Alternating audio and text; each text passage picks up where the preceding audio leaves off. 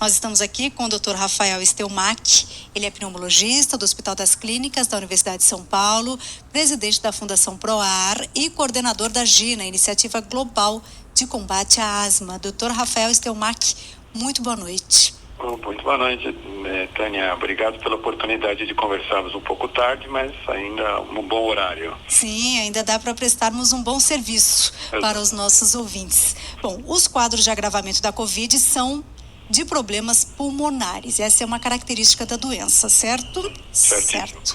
O que exatamente o vírus causa nos pulmões, doutor? Então, eu costumo dizer, Dani, para os nossos ouvintes aí, que de uma maneira professoral ou didática, a gente pode dividir o pulmão em duas partes, né?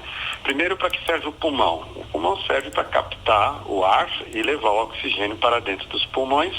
E isso quando a gente põe o ar para dentro, inspira, e na expiração levar o gás carbônico embora e faz com que a gente mantenha a nossa vida, que depende desse balanço.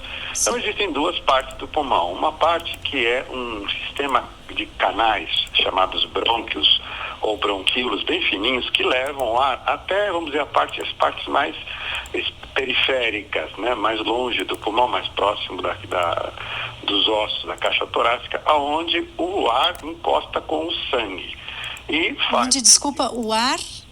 O ar, ele viaja, né, ele vai por dentro dos canais e leva o oxigênio para as partes mais periféricas do pulmão, não é? E é nessas áreas periféricas é onde o ar encosta com o sangue.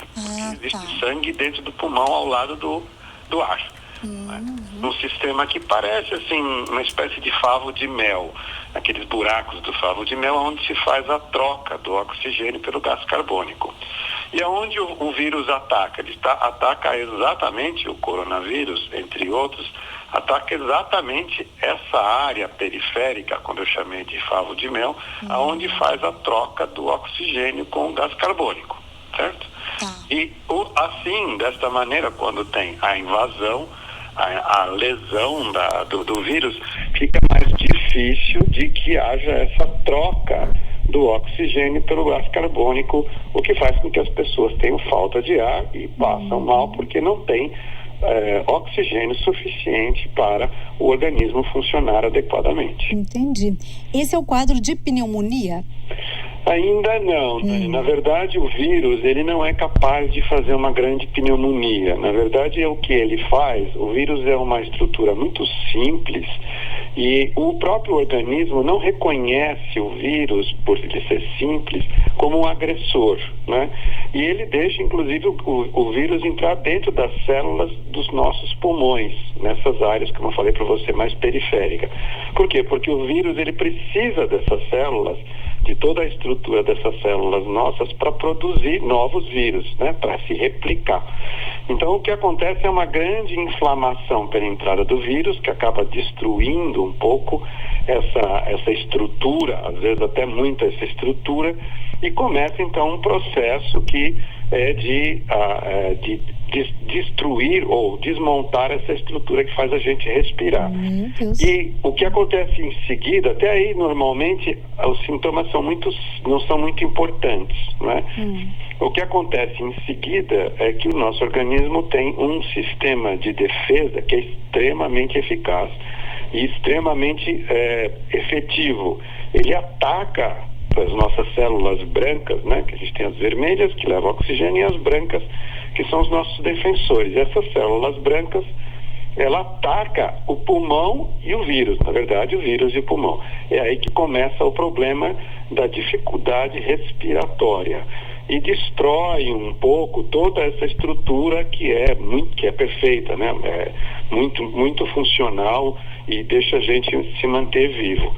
O que acontece é que essa resposta das nossas defesas acaba então desestruturando o pulmão, e aí aparece, por exemplo, uma bactéria que também vem com o ar, e aí se instala a pneumonia. Então a gente pode dizer que a lesão viral, ela tem também de uma forma bastante didática, professoral, tem dois momentos.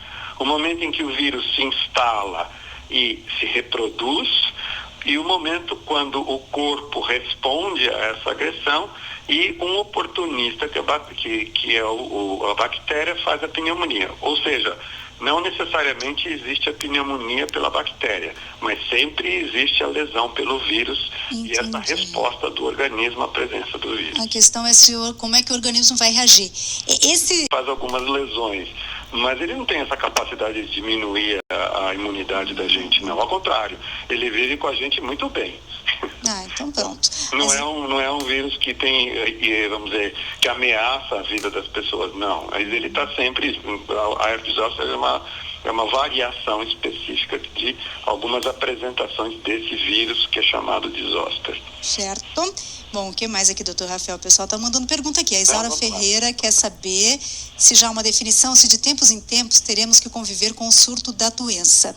Pois é, porque agora é coronavírus. Será que pode voltar coronavírus ou será que pode surgir um novo que nós não vamos conhecer o medicamento? Porque a gente entende que daqui a pouco teremos um medicamento e uma vacina. Isso. Né? E aí, será que pode surgir mais uma ameaça e assim a gente vai vivendo? Acho que sim, eu posso dizer que sim. Não desse tamanho, né, Tânia? A medicina que a gente conhece hoje, que começou, então, como eu falei, uns 100 anos atrás, ela sempre entendeu e lutou, né, os pesquisadores, os médicos, enfim, até os medicamentos, tá? Olha quando nós avançamos em medicamentos nesses 100 anos, né?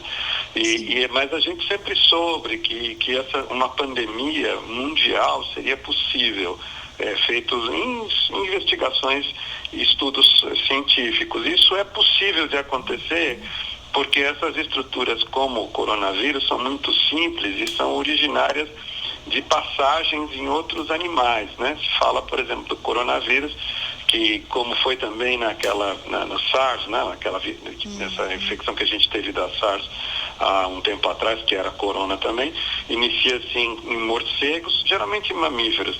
E se diz que provavelmente outros mamíferos, se fala naquele pangolim que tem na China, que o vírus ele entra em qualquer ser vivo, né? Não importa o que, e aí ele passa por esses seres e vão pegando pedacinhos dos genes desses seres, e é isso que faz um vírus novo, né?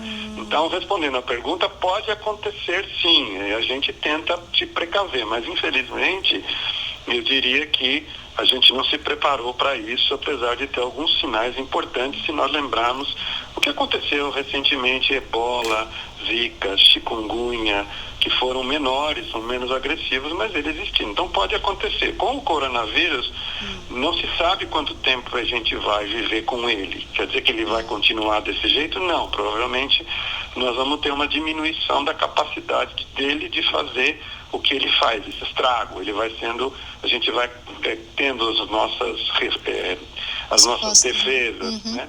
O nosso sistema imunológico conhece o vírus, faz os nossos combatentes no sangue, as imunoglobulinas que combatem esses vírus, né, esse é o nome, e aí ela fica uma doença como a gripe, por exemplo.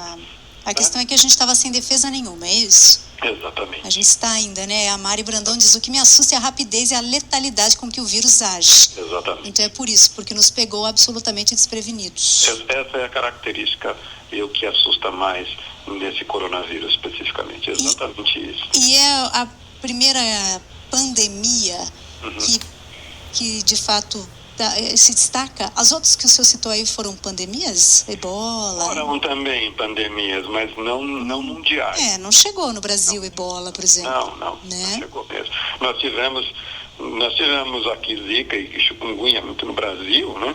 Mas era muito específico de uma área. Você pode chamar de pandemia. Na verdade, tem uma definição de pandemia quando você pega especificamente vários continentes, né? Se não me engano, 3, de acordo com a definição da Organização Mundial da Saúde, e se pega em 3 locais do mundo diferentes, isso pode ser chamado de pandemia. Mas localmente ela pode ter uma ação só local, mas não mundial, né? Pois é, e nesse caso se espalhou pelo mundo.